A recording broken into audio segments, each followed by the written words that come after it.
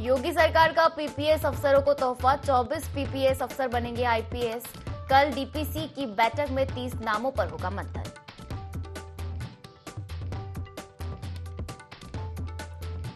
UP में हो रहे एनकाउंटर पर सियासत, सपा विधायक रागिनी सोनकर ने साधा सरकार पर निशाना, बोली गरीबों को मारा जा रहा, दलित पिछड़ों पर हो रहा अत्याचार।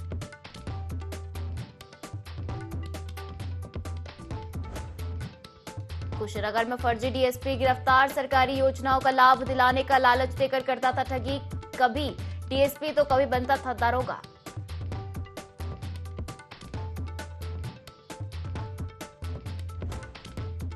संभल में धर्म परिवर्तन का जाल, छात्रा ने फांसी लगाकर की खुदकुशी, युवक शादी करने और जबरन धर्म परिवर्तन का बना रहा था दबाव।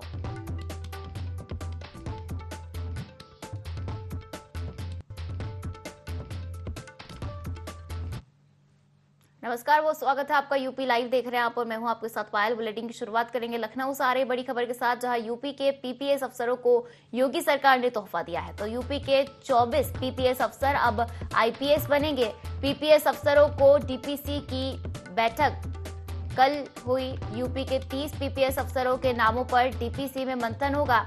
यूपी के 24 रिक्त पदों पर पीपीएस अफसरों की प्रोन्नति होगी। बता दें कि संघ लोक सेवा आयोग और यूपी शासन के अफसर मौजूद रहेंगे। 1995-96 बैच के पीपीएस अफसरों की प्रोन्नति को लेकर बैठक हुई। जांच लंबित रहने वाले अफसरों को छोड़कर प्रोन्नति पर विचार होगा। बता दें कि पीपीएस से आईपीएस अफसरों के लिए डीपीसी की बैठक होगी। यूपी कैडर में आईपीएस ऑफिसरों का कुनबा बढ़ेगा। योगी सरकार का पीपीएस अफसरों को तोहफा मिला है और 24 पीपीएस अफसर अब आईपीएस बनेंगे। कल डीपीसी की बैठक में 30 नामों पर मंथन होगा। तो ये बड़ी खबर लखनऊ से, जहां यूपी के पीपीएस अफसरों को योगी सरकार ने तोहफा दिया है और यूपी के 24 पीपीएस अफसर अब आईपीएस बनेंगे। पीपीएस अफसरों की डीपीसी की बैठक कल होगी।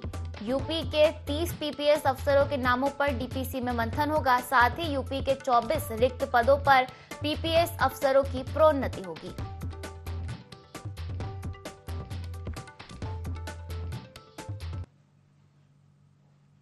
लखनऊ से आ रही एक और बड़ी खबर का रुख कर लेते हैं, जहां सीएम योगी का वाराणसी दौरा रहने वाला है। विकास परियोजनाओं का उद्घाटन करेंगे, कानून व्यवस्था की भी समीक्षा करेंगे। तो बाबा विश्वनाथ व काल भैरव मंदिर में दर्शन पूजन भी सीएम योगी करेंगे। भारत सेवाश्रम संघ मुख्यमंत्री योगी जाएंगे और स्टेडियम के अंतिम चरण के निर्माण कार्य को सीएम योगी देखेंगे। सिलाई मशीन वितरण कार्यक्रम में भी शामिल होंगे।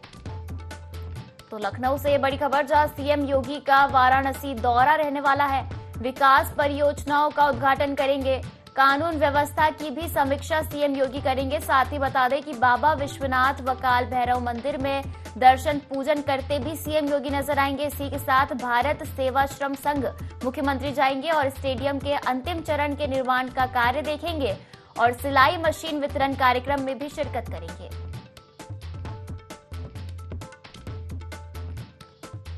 तो सीएम योगी के वाराणसी दौरे को लेकर विकास परियोजनाओं का उद्घाटन भी वहां करने वाले हैं और कानून व्यवस्था की भी समीक्षा करेंगे।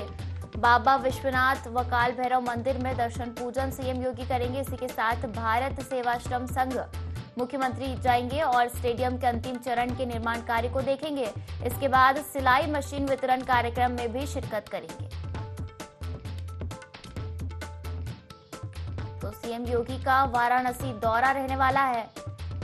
विकास परियोजनाओं का उद्घाटन सीएम योगी करेंगे। इसी के साथ कानून व्यवस्था की भी समीक्षा करेंगे और बाबा विश्वनाथ व काल भैरव मंदिर में दर्शन पूजन करेंगे।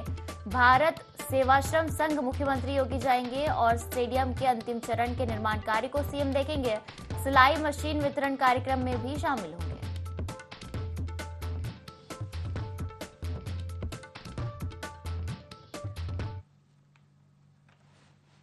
कौशाम्बी से आ रही बड़ी खबर का रुख कर लेते हैं, जहां डिप्टी सीएम केशव प्रसाद मौर्य का दौरा रहने वाला है। पिता की पुण्यतिथि में शामिल केशव प्रसाद मौर्य हुए और पिता की प्रतिमा पर पुष्पांजलि अर्पित की। तो डिप्टी सीएम ने मां से मिलकर हालचाल भी जाना। गृहनगर सिरातू से लखनऊ के लिए रवाना हुए। तो ये बड़ी खबर कौशाम्बी से आपको बता रहे हैं, जहां डिप्टी सीएम केशव प्रसाद मौर्य का दौरा रहा। पिता की पुण्यतिथि में शामिल केशव प्रसाद मौर्य हुए और पिता की प्रतिमा पर पुष्पांजलि अर्पित की। डिप्टी सीएम ने मां से मिलकर हालचाल भी जाना और गृहनगर सिराथू से लखनऊ के लिए रवाना हुए।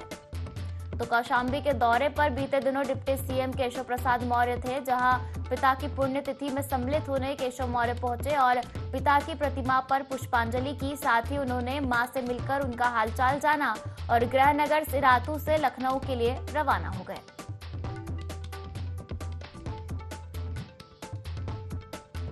गृहनगर सिराथू से लखनऊ के लिए रवाना हुए। इससे पहले डिप्टी सीएम केशव प्रसाद मौर्य अपने घर पहुंचे, पिता की पुण्यतिथि में शामिल हुए और पिता की प्रतिमा पर पुष्पांजलि अर्पित की और इसी के साथ मां से मिलकर उनका हालचाल भी जाना।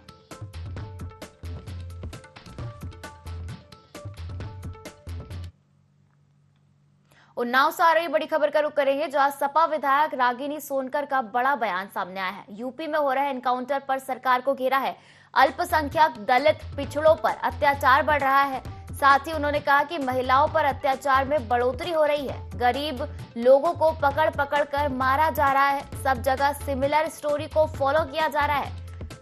तो सपा विधायक रागिनी सोनकर का ये बयान सामने आया है और यूपी में हो रहे एनकाउंटर पर सरकार को घेरते नजर आई है रागिनी।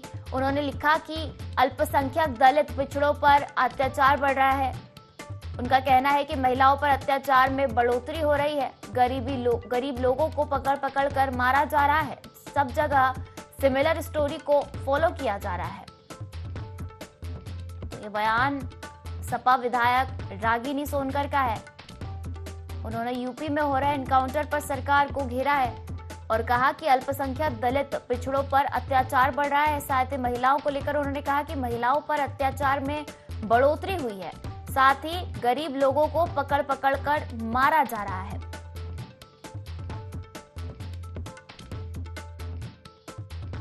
भाजपा की जो सरकार है उत्तर प्रदेश में 2017 में आई, तो उस समय जब आई तो लोगों से हाथ जोड़ करके ये बोल करके आई कि हम वनवास काट करके आ रहे हैं और हम यहाँ के उत्तर प्रदेश के लॉ एंड ऑर्डर को, एनसीआरबी के इनके आंकड़े बता रहे हैं कि आए दिन चाहे वो दलितों पे हो, चाहे महिलाओं पे हो, चाहे युवाओं पे हो, अत्याचार बढ़ते चले जा रहे हैं, क्राइम्स बढ़ते। जो ये एनकाउंटर्स हो रहे हैं, किन के एनकाउंटर्स हो रहे हैं? किसी अल्पसंख्यक समाज का व्यक्ति है, कोई दलित समाज का बच्चा है, कोई आपका पिछड़ा समाज का बच्चा है, किसी किसान का बच्चा है, किसी ठेला चलाने वाले का बच्चा है, किसी गरीब का बच्चा है, उसको पकड़ पकड़ के मारा जा रहा है। और ये सिमिलर स्टोरी को फॉलो किया जाता है। एक पुलिस होती है, उसकी गन चोरी करते हैं और एक बच्चे के पैर पे मार देते हैं। तो ये सरकार नो टॉलरेंस की बात करते करते आए दिन क्राइम्स को बढ़ाती चली जा रही है और उसी की वजह से आज हमारे युवा परेशान है, आज हमारा पीडीए परेशान है, आज हमारी महिला। इधर अमेठी चौराहे पर हुए हत्याकांड के पीड़ित परिवार से आज रायबरेली के प्रभारी मंत्री राकेश सचान ने मुलाकात कर उन्हें सांत्वना दी। उन्होंने पीड़ित परिवार से कहा कि सीएम योगी ने जो भी वादे किए हैं उसे जल्द पूरा किया जाएगा। उन्होंने कहा कि पीड़ित परिवार को SC/ST को मिलने वाली 33 लाख रुपए की सहायता राशि में से 5 लाख रुपए विवेकाधीन कोष से दिए जा चुके हैं। इसी का चेक लेकर स्थानीय विधायक मनोज पांडे के साथ प्रभारी मंत्री पहुंचे और परिजनों को चेक सौंपा।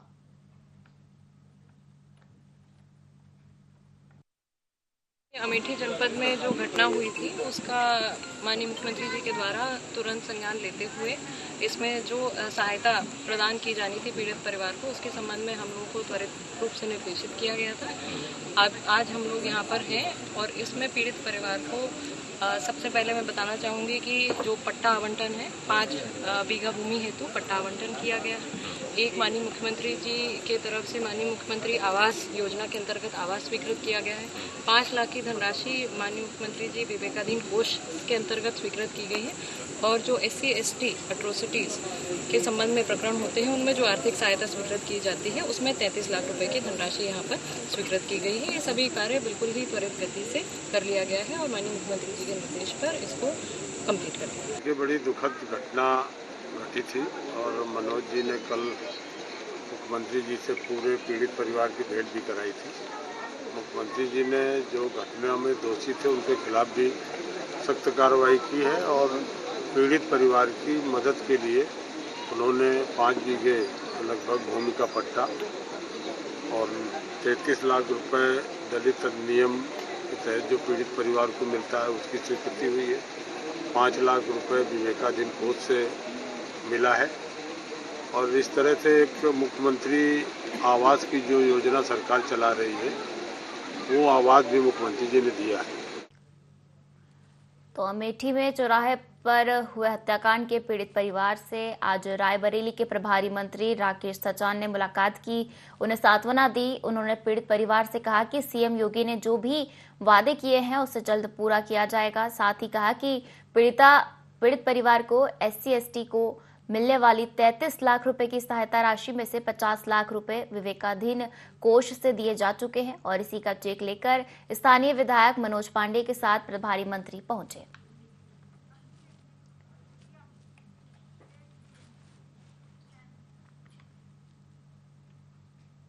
एटा से आ रही बड़ी खबर का रुख कर लेते हैं, जहां कक्षा 6वीं की छात्रा वैष्णवी एक दिन की डीएम बनी। मिशन शक्ति अभियान फेज 5 के तहत डीएम बनी है। बता दें कि डीएम बनने के बाद अधिकारियों से चर्चा की तो वन स्टॉप सेंटर की केंद्रीय प्रबंधक जागृति चतुर्वेदी भी इस दौरान मौजूद रही और केस वर्कर शिल्पी सक्सेना, स्टाफ नर्स आरती भी इस दौरान मौजूद रही। तो एटा से ये बड़ी खबर आपको बता रहे हैं, जहां कक्षा 6वीं की छात्रा वैष्णवी एक दिन की डीएम बनी है। मिशन शक्ति अभियान फेज 5 के तहत डीएम बनी है वैष्णवी और डीएम बनने के बाद उन्होंने अधिकारियों से चर्चा की। साथ ही वन स्टॉप सेंटर की केंद्र प्रबंधक इस दौरान मौजूद रही। इसी के साथ केस वर्कर शिल्पी सक्सेना, स्टाफ नर्स आरती भी मौजूद रही। तो कक्षा 6वीं की छात्रा है वैष्णवी, जो एक दिन के लिए डीएम बनाई गई। मिशन शक्ति अभियान फेज 5 के तहत उसने डीएम बनाया गया और डीएम बनने के बाद अधिकारियों से चर्चा करती नजर आई और वन स्टॉप सेंटर की केंद्र प्रबंधक जागृति चतुर्वेदी भी इस दौरान मौजूद रही। उनके साथ केस वर्कर शिल्पी सक्सेना, स्टाफ नर्स आरती भी मौजूद रही।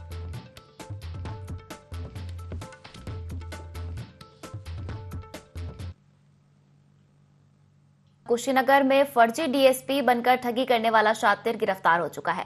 तो सरकारी योजनाओं का लाभ दिलाने का लालच देकर ठगी करता था। महिलाओं को सिलाई सेंटर का शिक्षक बनाने का लालच देता था। इसी के साथ पुलिस की वर्दी पहनकर लोगों को विश्वास में लेकर ठगी करता था। कभी डीएसपी तो कभी दरोगा बनता। पुलिस को वही वर्दी पहनकर झाड़ता था। लोगों पर रौब भी जताया। तुर्कपट्टी पुलिस ने चौहान टोला के पास से गिरफ्तार किया है। तो फर्जी डीएसपी बनकर ठगी करने वाला शातिर गिरफ्तार हो चुका है और सरकारी योजनाओं का लाभ दिलाने का लालच देकर ठगी करता था शातिर और महिलाओं को सिलाई सेंटर का शिक्षक बनाने का लालच देता था। पुलिस की वर्दी पहनकर लोगों को विश्वास में लेकर ठगी करता था। कभी डीएसपी तो कभी दरोगा बनता और पुलिस की वर्दी पहनकर लोगों पर रौब झाड़ता था। इसी के साथ तुर्कपट्टी पुलिस ने चौहान टोला के पास से शातिर को गिरफ्तार कर लिया है।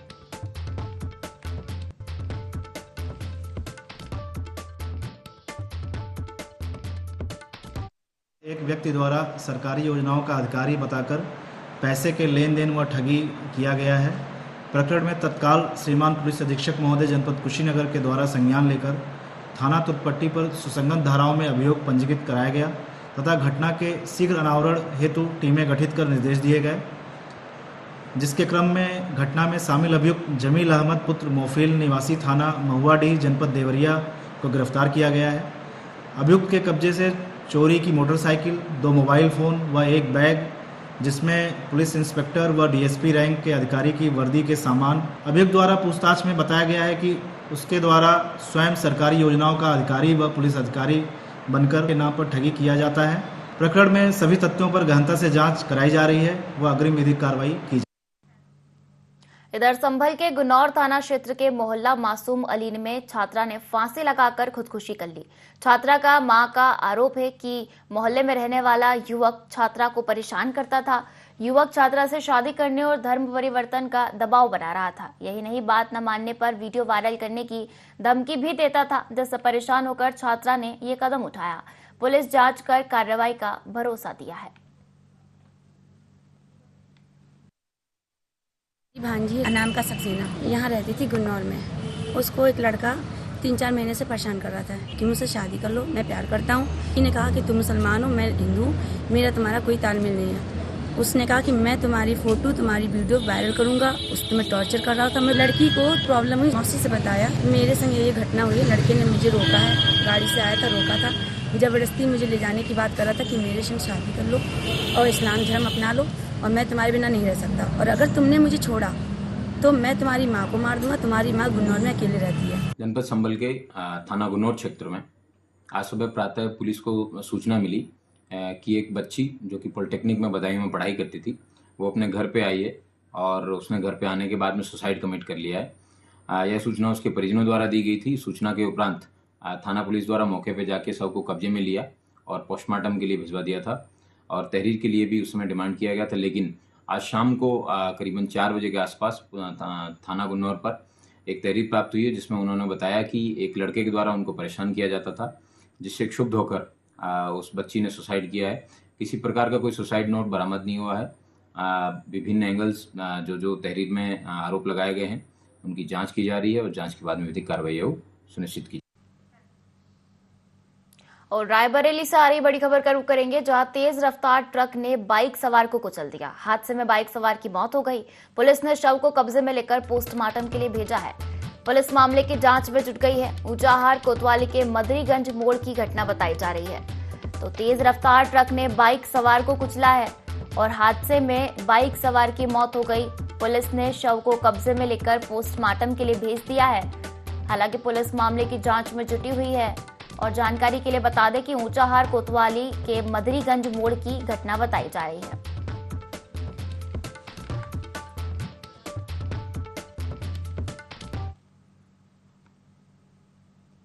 और रायबरेली की गदागंज पुलिस ने लूट का खुलासा करते हुए 3 आरोपियों को गिरफ्तार किया है। पुलिस ने आरोपियों के पास से लूट का माल सहित अवैध हथियार बरामद किए हैं। आरोपियों ने ट्रक ड्राइवर से करीब 5 लाख की लूट की थी।